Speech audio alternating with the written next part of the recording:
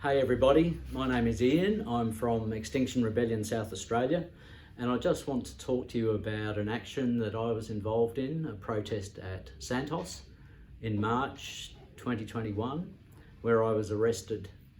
I've just been to court, and I'd like to read to you some of the statements I tried to make or manage to make in court on the day. Probably go. Excuse me if I read from my notes. I'm not very good at remembering this stuff in straight lines. Some of it's quite long, but I hope that at least part of it sounds true to all of you rebels out there. To everybody else, there are some things in here for everyday citizens, and I hope you can take note and think about what we can all do to bring about some action on climate change, which is what we're all trying to do. So my name is Ian, as I said. I'm a law-abiding, community-minded, hard-working and informed citizen. My motivation in joining XR is that I seek a safe environment for my children and grandchildren. Contributing to my community is important to me, and this is a good way to do it. I have worked in community groups for decades and remain involved to improve land use and our environment.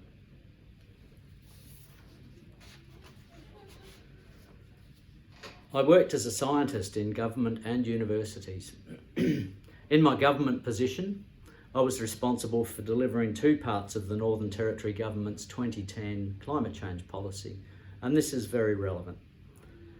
One project in which I was involved was developing new legislation for managing the clearing of native vegetation. Clearing vegetation is a significant contributor to greenhouse gases. That legislation was abandoned in 2012 before it even got completed, and it was abandoned by an incoming government.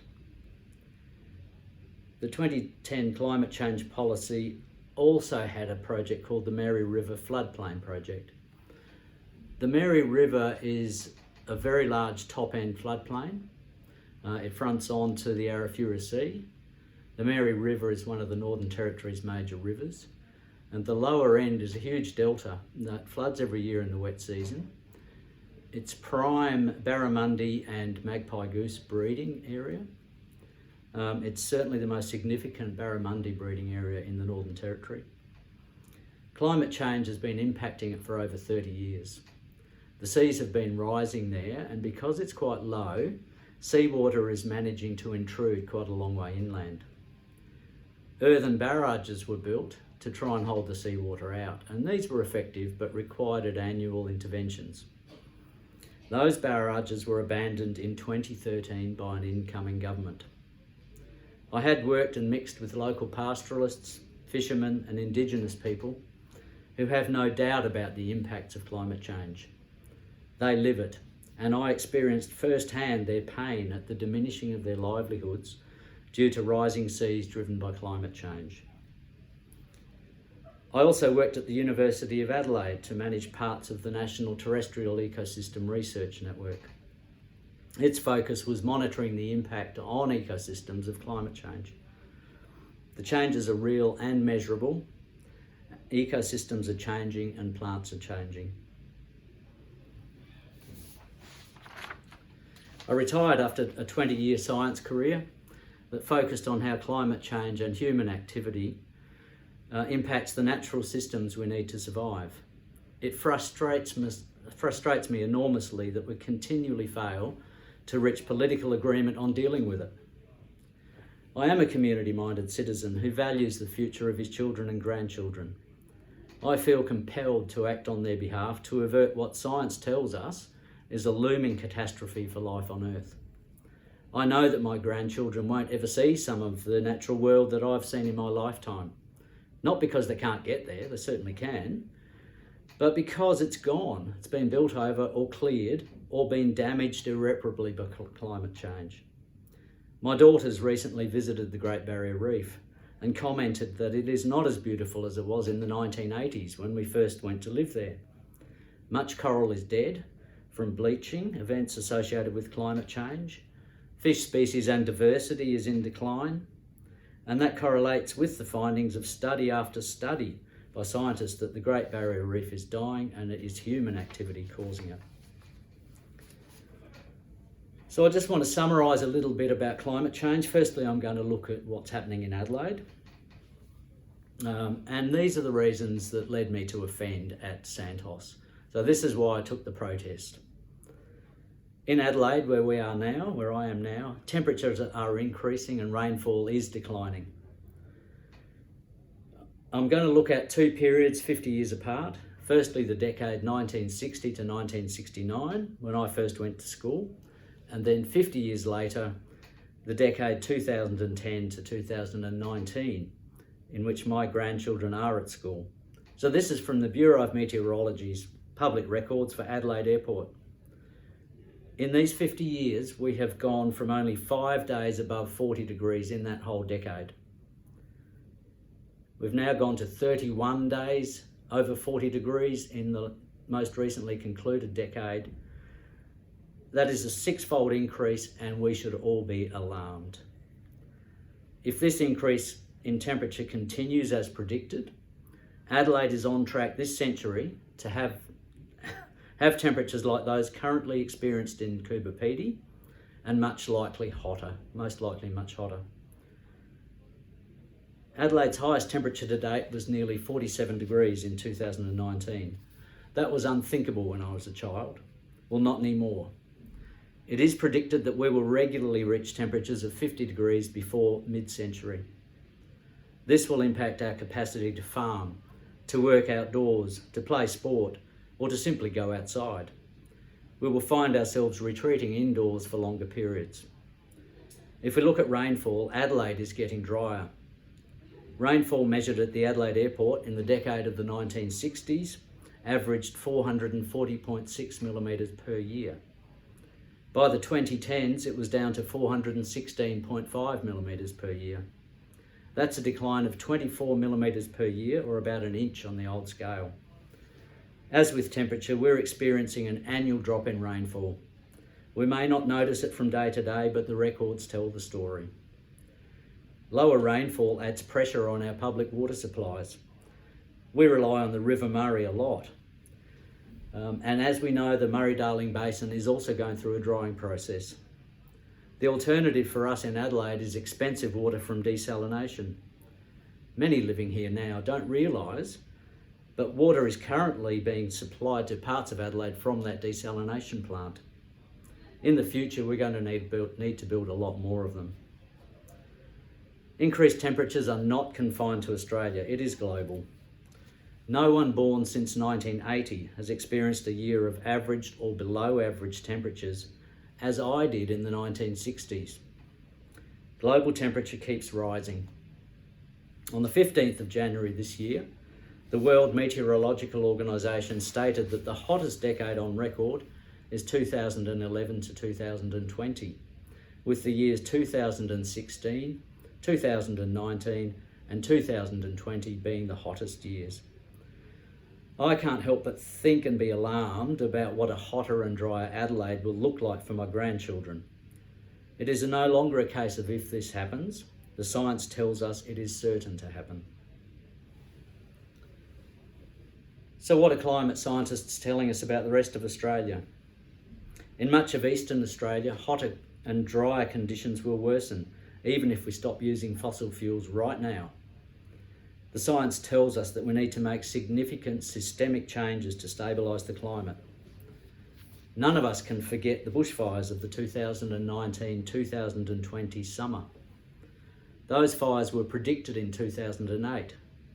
Professor Ross Garnaut reported to the Australian government after he reviewed climate data, and he said, and I quote, that without adequate action, the nation would face a more frequent and intense bushfire season by 2020. That science was right. Those fires eventuated, and people, communities, livestock, native animals, vegetation and land suffered. Predictions for the future, based on scientific trends, indicate that by mid-century, we could experience similar fire conditions every 2 to 3 years. By late this century, it could be the norm for most summers. Ignoring that is willful ignorance, Ignoring it is dangerous. Our communities, economy, land, farming, flora and fauna just can't sustain that level of fire impact, and many won't survive it. Some communities will become unlivable. In fact, some probably are already. People will be displaced. Insurance premiums are skyrocketing. Industries will fold. Native bushland will be eradicated. Yet as a society, we continue to reject or ignore the need for change. I keep asking myself the question, why do we do this? I just don't understand. I've seen a short video summary of a symposium hosted by the Australian Academies of Science and of Law from August 2019. It's worth looking up. It was moderated by Justin Gleeson SC. These are not ratbags, these are not cranks, these are real scientists and real lawyers. In it, 6 distinguished scientists and legal academics confirm the need for action on climate change. It gets straight to the point, and it is the message I tried to convey at our protest at Santos. There are a few concepts raised in the video that we should note. The first point, Earth's system is a whole system and doesn't recognise legal jurisdictions. Any greenhouse gas we put into the atmosphere in one country affects every other country.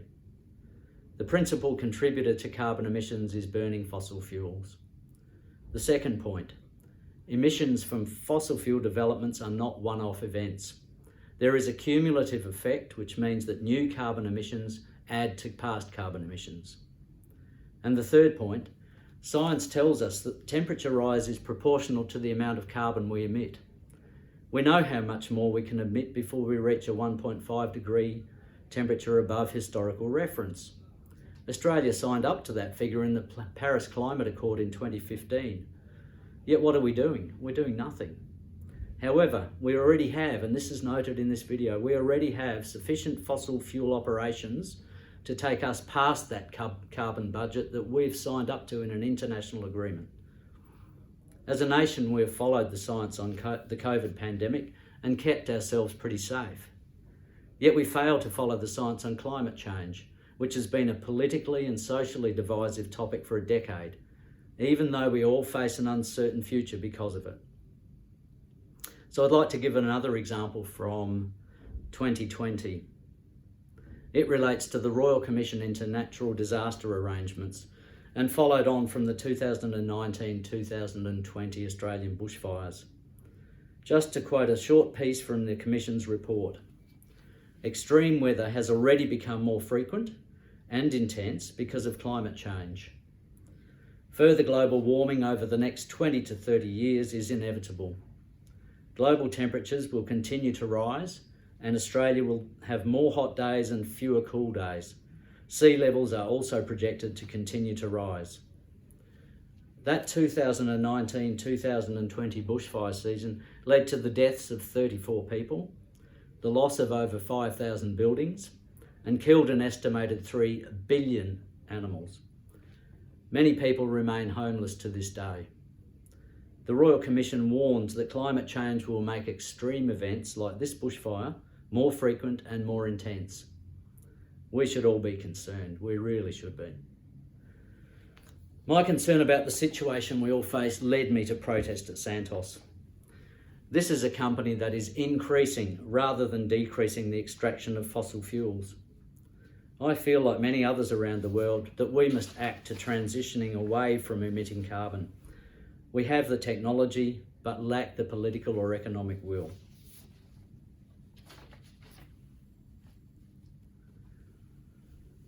So what led me to engage in non-violent civil disobedience with Extinction Rebellion? So after years of scientists and ordinary citizens trying to convince governments and corporations to address climate change, the climate is still worsening. While working in science and public service, I saw government inaction on climate change, even when those same government's scientists reported the need for action. They ignored it. My desperation at that situation led me to think about solutions, and I started researching non-violent civil disobedience. It has been used for over 100 years. Actions like that have influenced change in the past. Some well-known examples are the suffragettes in the early 20th century who gained votes for women, the civil rights movement in the USA in the 1960s, pressing for social change, Mahatma Gandhi and his followers in India pressing for Indian independence.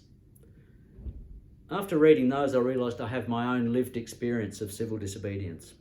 I'd never thought about this before, but it really clicked when I started reading this. I am an immigrant from South Africa. We came to Australia in 1961 and migrated back to South Africa in 1972. I completed high school in South Africa and saw firsthand how the police and military so violently enforced apartheid, completely within the law. It shocked me that legal restrictions on people were so blatant and legal. So civil disobedience continued during a campaign that lasted 40 years in South Africa before the laws were changed in the early 1990s. Over time, the world acknowledged that those South African activists were right to challenge their own government's laws, as risky and illegal as such actions were.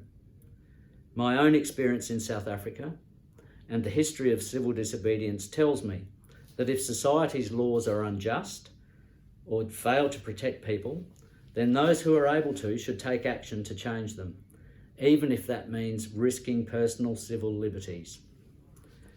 It was at that point in my thinking that Extinction Rebellion appeared in the UK. In 2018, a group of protesters blocked a bridge in London with the demand that the UK government declare a climate emergency. They held that bridge for 6 days. It opened the eyes to anybody involved in protest, in civil disobedience, in actions, that here was a way to actually pull people together. After further protests, the UK government declared a climate emergency. This helped move the climate debate into the UK to where it is now, seen as an issue for all of society and acknowledged as apolitical. Despite its many flaws, the UK currently has some of the most progressive climate policies in the world. It's far from good, but they are the most progressive, and compared to Australia, they are far, far better. It is my sincere hope that protests like the one I took, contribute to bringing an end to climate inaction created by endless arguments between politicians. They need to come together and acknowledge the risk we face. There are many people in our society concerned about climate change. Polls tell us it might be as high as 70%. Some of those do protest. Some of them are in Extinction Rebellion. These are not people who would normally do this. They are not simply people chasing the latest fad. They are informed and caring citizens from all walks of life. They understand the potential risk to us all posed by climate change. They protest reluctantly and fear the personal consequences. I know I do. However, I have an even greater fear about the climate crisis. This is not some nebulous concept off into the future. It is here now. The 2019-2020 bushfires confirm that to everybody in Australia. There are solutions for the climate problems we face, provided we seek them within the next decade. So why did I choose to protest? At Santos on the 10th of March 2021. Science confirms that when companies open new fossil fuel projects, that leads to temperature increase. There's no doubt about it. What is Santos actually doing that led me to protest? For background, the Santos 2021 climate change report includes the statement that shows that they know what must be done. I quote from their report: "Climate change considerations, reducing greenhouse gas emissions, and improving air quality are intrinsic to our strategy." Santos recognises the science of climate change and supports the objective of limiting global temperature rise to less than 2 degrees Celsius. So Santos knows they need to limit carbon emissions, yet they continue to expand their fossil fuel investments. Our protest focused on a major new Santos project in New South Wales called the Narrabri Gas Project. Over 20,000 submissions opposing the project were sent to the New South Wales Planning Commission, assessing the proposal. Farmers, traditional owners and local communities have maintained an ongoing protest since the project was first proposed. That project puts carbon pollution into our global atmosphere, which inevitably leads to temperature rise. The proposals for expansion by Santos, I'll start that again. The proposals for expansion by Santos could be seen at best as unethical and certainly dangerous, given they acknowledge the need for reducing emissions. Theirs is a strategy in which their profit is prioritised above our well-being. They do acknowledge the consequences. So what is the alternative for Santos? Well, BP is a significant global fossil fuel company that has made the decision to transition completely away from its current strategy relying on fossil fuels. In 2019, BP announced a rapid transition away from fossil fuels, stating that by 2030, they will reduce oil and gas production by 40% and increase their net renewable energy capacity 20-fold. Santos could do this. Instead, they've chosen to expand their operations, even when science and our international agreements recommend that they do the opposite. Many people say, well, aren't these legal? Shouldn't government be assessing them properly and stop them if they're a problem? It's a fair question. But arguably, until we have laws that take proper account of carbon emissions, then the issue remains a moral one, and that's where we are now.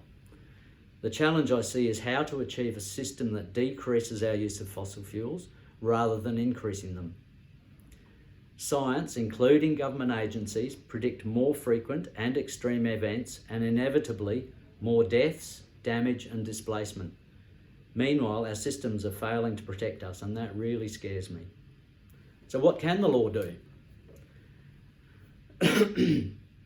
The failure of our systems to protect us from the consequences of climate change led to the legal concept of ecocide, or climate crime, which is being explored right now internationally.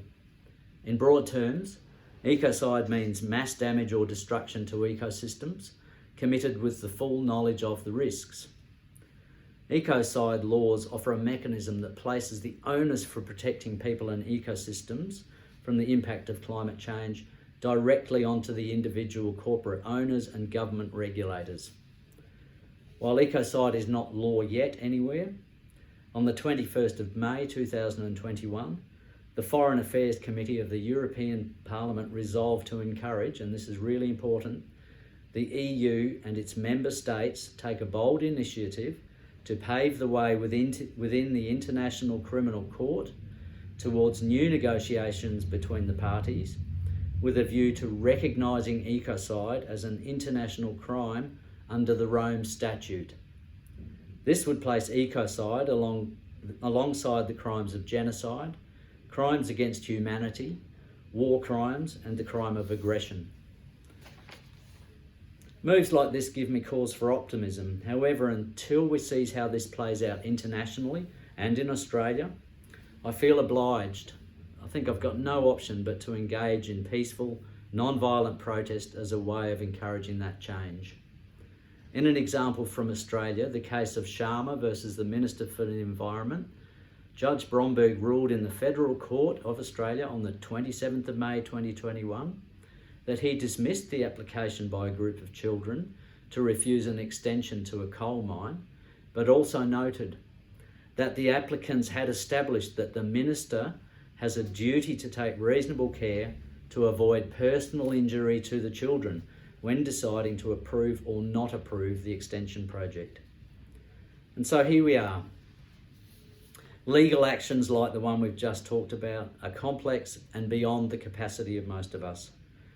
So we're likely to see more protests like the one that I took. One way to break Australia's current divisive political deadlock over climate change is citizens' assemblies.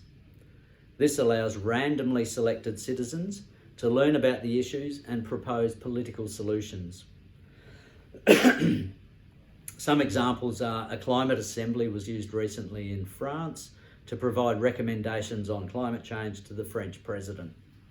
The Irish government resolved deeply held differences over abortion through a citizens' assembly. Closer to home, a citizens' jury was used by the South Australian government to determine whether to proceed with the siting of a nuclear waste dump in South Australia. Citizens' assemblies are a way to break a political deadlock, but it does require government willing to leave decisions to everyday citizens, rather than government's pointless trading of political blows with opponents. Citizens' assemblies are one of Extinction Rebellion's key demands. The climate issue needs leadership, not recrimination. We need leadership from scientists who can move from identifying the problem into practical uptake of solutions, and we need leadership from our politicians to provide a policy environment in which those solutions can be implemented. Such is my desperation for a sustainable future that I used this protest at Santos to inform Adelaide citizens that the fossil fuel industry must transition to a new way of business. We need government policy to ensure that we have a stable transition that looks beyond just changing the way we make electricity.